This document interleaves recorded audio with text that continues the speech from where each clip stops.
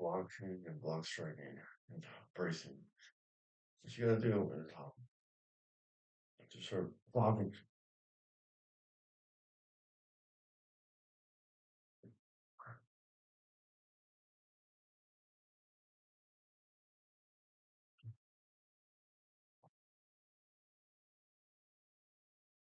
So do your opponent with blocking or block striking.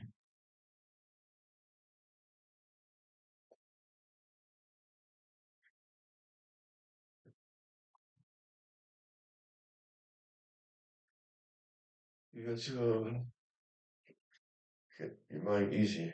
But first, I like to explain bracing with the technology of block striking.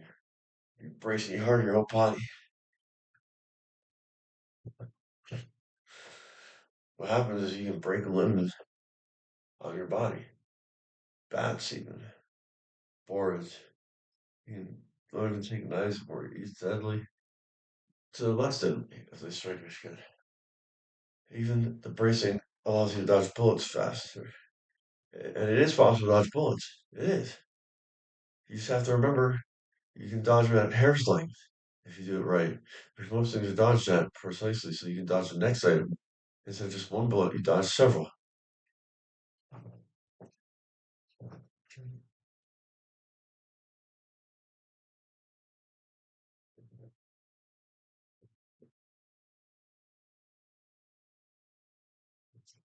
So, uh, if it, you believe it, I smoke a lot of cigarettes.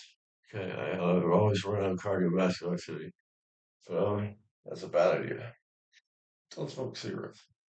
But it helps. It's something to relax. You gotta be forgiven, or else you won't understand that you can still survive no matter what you do. So bracing.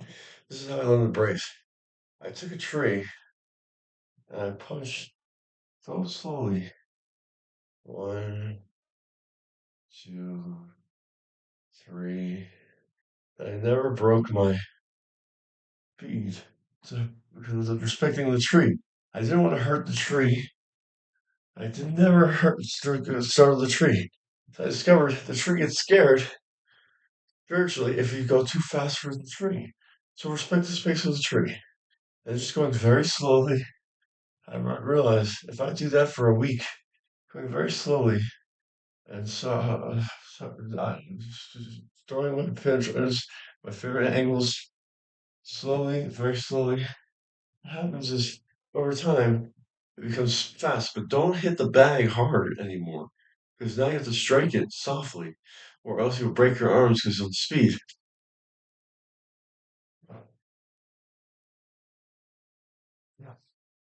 And speed training comes from practicing fast twitch muscle fibers at a slow pace, so they become calloused and strong against the speed of time, but they don't become weak and feel like tearing muscle with weights can do.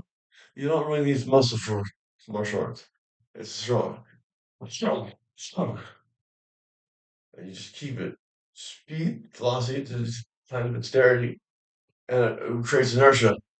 You slide in control. If you stop the tension travels, and then you make a piston because you fire at will.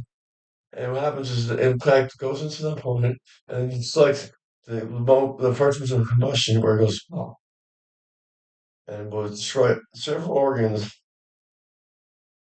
in your opponent's body. Doesn't matter what size they are. They can be a bear, they can be an elephant, they can be a whale. It's your mind that makes it the weapon, the most deadly weapon on the planet.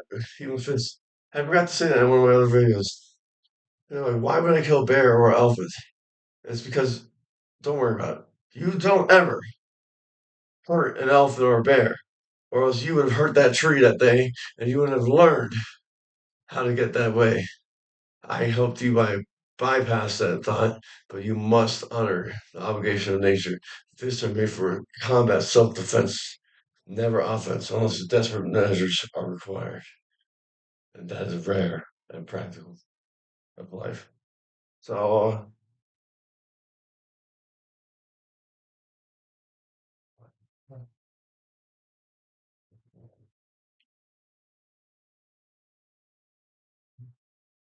It's about bracing. When we get this is called rhino stance, it makes it very hard to pull a block, but you tighten your whole body and you brace your legs from learning some Taekwondo bracing or Krav Maga bracing. And you said, how come that bracing doesn't work? Because you point your toes up and you go like this to catch and break things. Well, now you don't need to brace.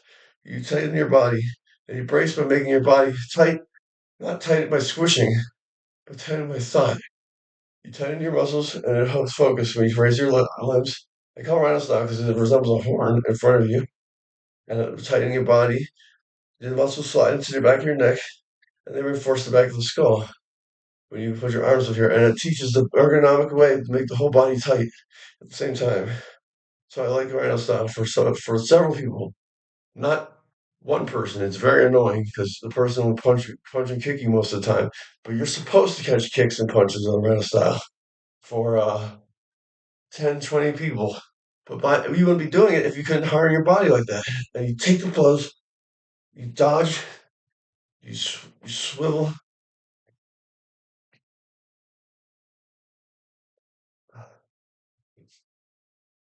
you just go. And you remember hardening the body came from touching the tree softly because you learned so much about controlling tension. You could tighten your body now magically. Two things at once: striking and tightening your body by respecting the tree's balance. You remember how to hone yours and make yourself like a tree. Hard, bracing like a tree before an axe. It braces. Don't hit the tree with the axe. It hurts. There's got to be another means to get wood. Maybe you don't even need wood for shack shit sometimes. Maybe there's magical ways to get more cement into places. But the tradition use wood all the time. I don't know. I don't respect animal shrine. So here's blocking, right style. I want to show it slowly. One, two, strike. Three, little wrap, strike. Four, five, six, seven. And the poem should be done. Keep going. One, two, three, four. Block kick, block kick.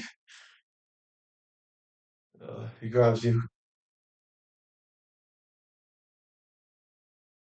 and you got his arm pointed at the back of his head. In case there was a weapon there. But you just take the copy Krav Maga. And when you with that, what did I don't say about bracing? There was also something different. I don't remember. All the martial arts can incorporate bracing style. Bracing. How to harden your body and your jaw. Remember how you respect the tension of the tree. And then when you have that, you can replace tension with um, competency. It's called super competency about taking a location and making it strong. Because every fu has its foe. It stands for you can't come near me for kung fu unless you got past my foe. And foe is for kung fu when you stay still. And you say, don't come near me, don't come near me, don't come near me and shake your fist. And then you don't have to sacrifice your block.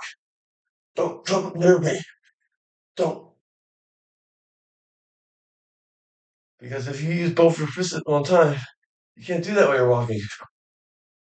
Knees. You can't do that while you're walking. So don't come near me because I can do it now that I'm staying still. And it'll break your block and it'll stop you from hurting me because you can't block it and I can't get away with hitting and blocking at the same time now. You can't get near me. Okay? Don't come near me. It's self-defense only. You don't move for foe. You stay still. So no one can come near you though. Very similar to Kung Fu. But it's the same thing. You just stay still. So you make yourself into an invincible tank. And it's called foe. And you can twist around.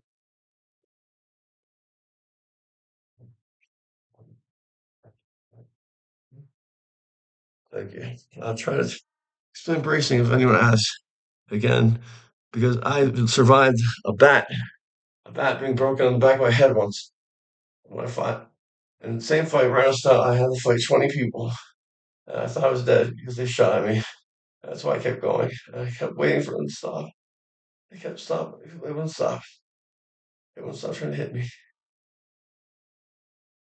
So I had to punch each of them one time after letting each one verify they were going to hit me.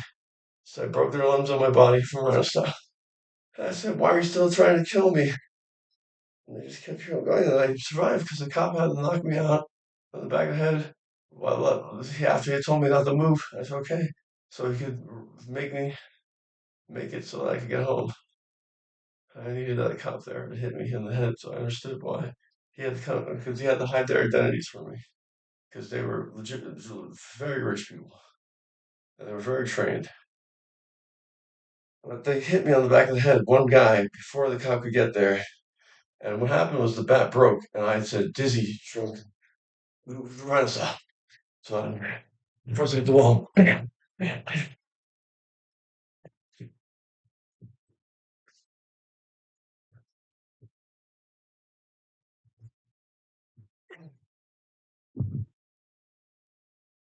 I survived because I respected bracing so much. I survived that bat.